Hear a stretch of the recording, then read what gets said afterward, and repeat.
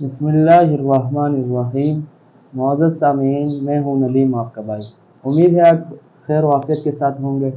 आज की हमारी टॉपिक है कौवा और एक सफ़ेद कबूतर की कहानी। ये एक बहुत ज़बरदस्त कहानी है जिसमें हमारे लिए इसमें बहुत बड़ी सबक है। तो आइए चलते हैं उस वाक़े की तरफ।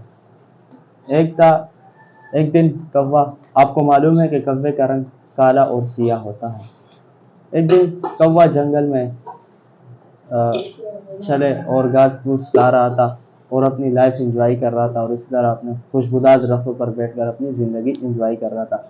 एक दिन वो जंगल में अपने लिए कुछ खाने की चीज़ें खा रहा था। इस दौरान उसकी नज़र एक सफ़ेद कबूतर पर पड़ी।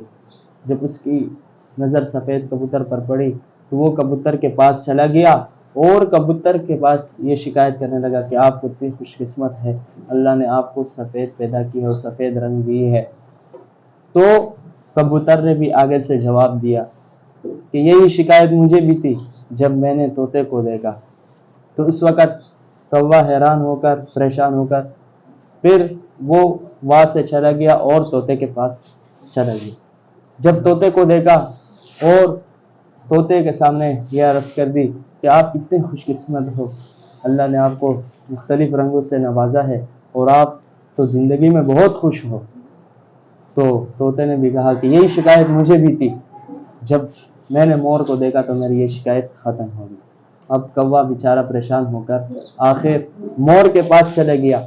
जब मोर को देखा कि वो एक पिंजरे में बंद है तो कौवा उसके करीब चला गया और मोर से कहा कि आप कितनी खुशकिस्मत हो कि अल्लाह ने आपको मुख्तलिफ़ रंगों से नवाजा है। तो आगे से मोर ने जवाब दिया कि इन रंगतों की वजह से तो आज मैं इसी पिंजरे में कैद हूँ।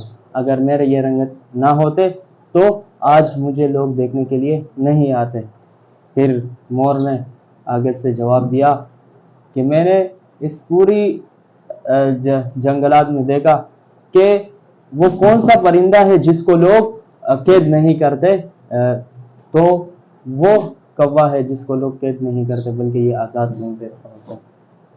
तो उस वक़्त कौवे के ज़हन में भी आया कि अल्लाह रब्बुल इज़्ज़त ने मुझे भी आज़ाद पैदा किया है और मुझे भी नेमतों से नवाजा है। मुअज़्ज़ज़ सामीन, इसमें एक सबक है, वो ये है कि हम भी जब दूसरों की लोगों की गाड़ियों को देखते हैं, दूसरों के बंगलों को देखते हैं, तो उस वक़्त हमारे पास मौजूद मोटरसाइकिल, हमारे पास मौजूद घर, हमारे पास मौजूद साइकिल वगैरह जितने भी चीज़ नेमतें हैं, तो वो हमें हकीर नज़र आने लगते हैं। हम हमेशा दूसरों को देखकर उनकी गाड़ियों की तारीफ़ करने लगते हैं, उसके बंगलों की तारीफ़ करने लगते हैं और ज़ाती तौर पर हमारे पास जो नेमत है उनकी नाशुक्री करने लगते हैं और शिकवे शिकायत करने लगते हैं। दुनिया में आज भी ऐसे बहुत सारे लोग हैं जिनके पास माल और दौलत है लेकिन उनको खर्च करने का तरीका नहीं आता और वो उसी माल और दौलत की वजह से परेशान है।